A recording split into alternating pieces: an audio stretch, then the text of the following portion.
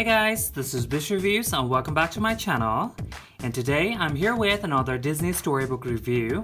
And on today's episode I have a book from the Disney movie collection. So it is Disney's Tinkerbell and the Legend of the Neverbeast. So I have already reviewed the other storybooks from the Tinkerbell movie series, so this was the only one remaining. So if you have not checked my other storybook reviews, I have linked them down in the description below. Make sure to check them. And yeah, since Tinkerbell has been one of my favorite movies, I just love these storybooks. And today I can't wait for you guys to see this storybook. So yeah, let us begin with this review.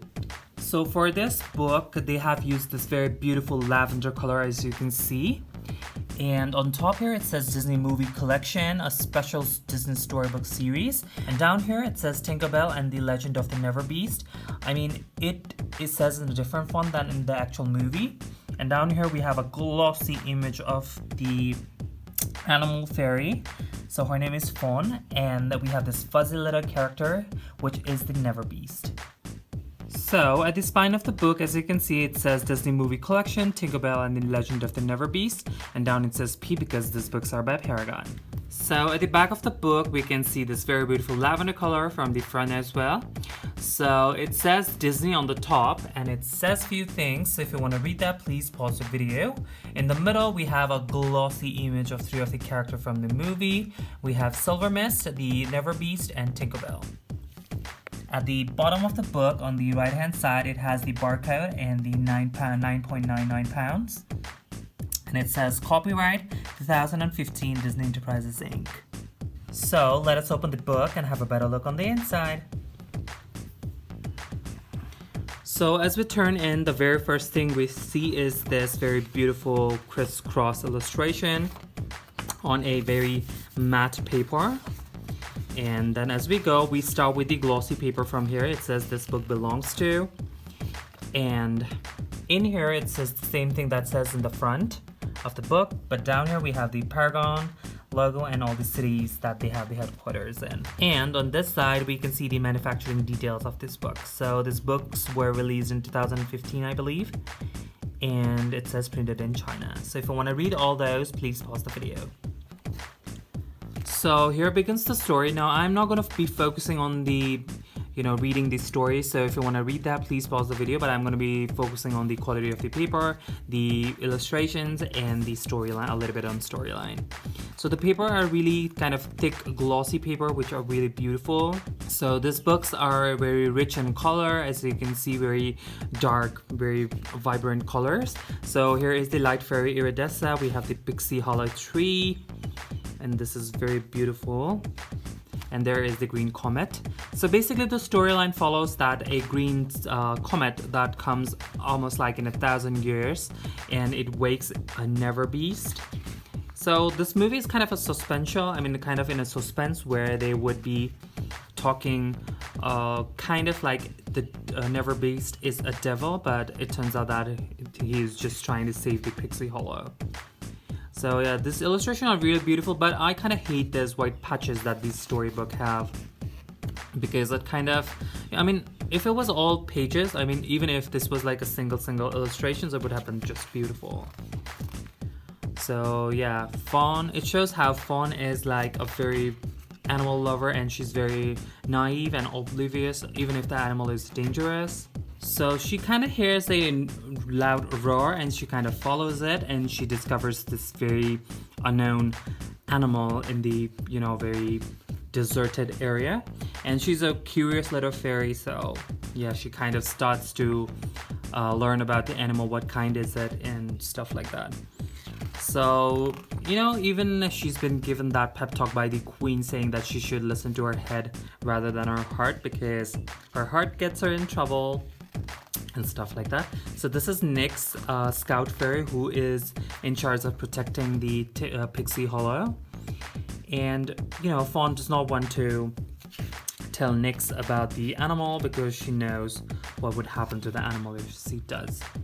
So this mysterious animal is kind of building this huge horn kind of towers, and she has named this fuzzy little animal Gruff, which is like a really cute name, and it is kind of a really cute pet, kind of puppy kind of animal as you go on with the movie. So as they were playing, they trample the sunflower garden with the rocks and they run. So Nix kind of finds out that something is going on and there's some dangerous animal out there. So they kind of chase it with a nightshade powder. So this is a nightshade powder. So it kind of, I mean, in a picture, there's a lot of things going. This is from another scene, this is from another scene, and this is from another scene. I believe this was needed to be big because I think this was a little bit more important. But yeah, all of these scenes are important, so. So Fawn thinks that if she talks with the queen, they would figure out how, you know, not so dangerous is that animal, because look at it, it's like so cute and so playable, I would say. So here's Iridessa fainting because she is very uncomfortable with uncertainty. And there's Vidya, Rosetta, and all the other fairies. So this is a very beautiful movie. I mean, I love Tinkerbell movies because they have a lot of different characters and they just make the movie really beautiful. So as Fawn is coming to talk with the queen, Nix is already there talking to the queen about a Neverbeast, which she has found out about from a curious librarian fairy or something. There was the guy. So Gruff sneezes and they're gone. Everyone is like covered in boogies. So Fawn comes out in disappointment and warns all the other fairies about this story, and they are really not certain what's going on. So they're kind of scared, that is. So Fawn still thinks the animal is harmless and kind of goes with it.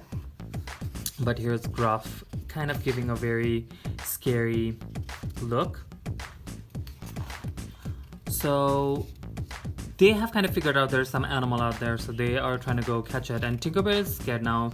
She does want Pixie Hollow to be safe, but she knows that Fawn is not wrong, and she kind of tries to, go to the Winter Woods to protect Gruff, but then a lightning strikes, and it kind of looks like when Fawn appears, it kind of looks like Gruff has attacked Tinkerbell.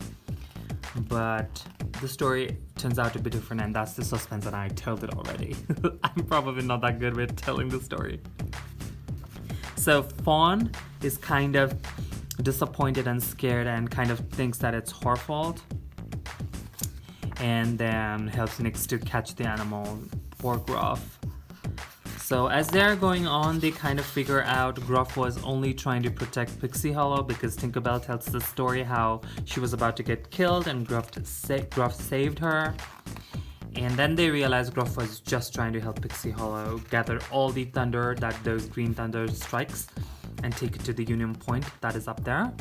So as you can see, I hope I'm not turning the pages too quick because I want you guys to be able to learn the story as well. So Nix, still having a noble heart of saving the Pixie Hollow, kind of hits Gruff with a very big rock. And then she realizes she's done a very big mistake because all the thunder that Gruff was collecting is now all over Pixie Hollow. And Fawn kind of decides quick, his tower is also destroyed.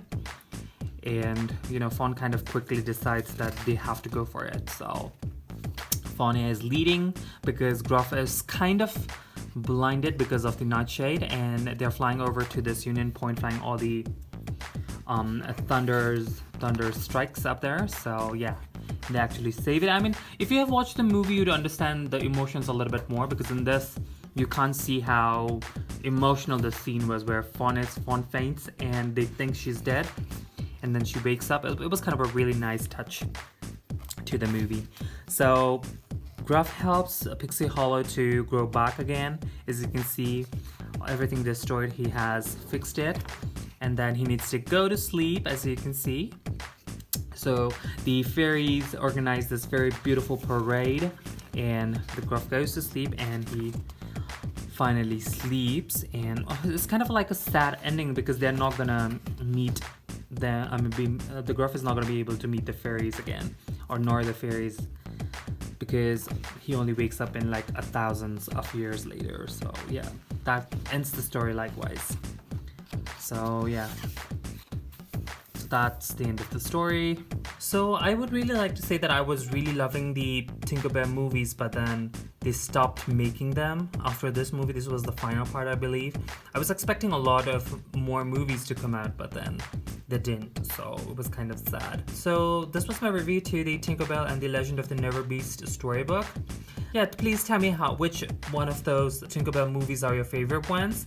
I would say mine would be the first one, then the Great Fairy Rescue, Secret of the Wings, and this one. So yeah, if you guys have any questions, please hit the comment section below. Please do like and subscribe and follow me on Instagram.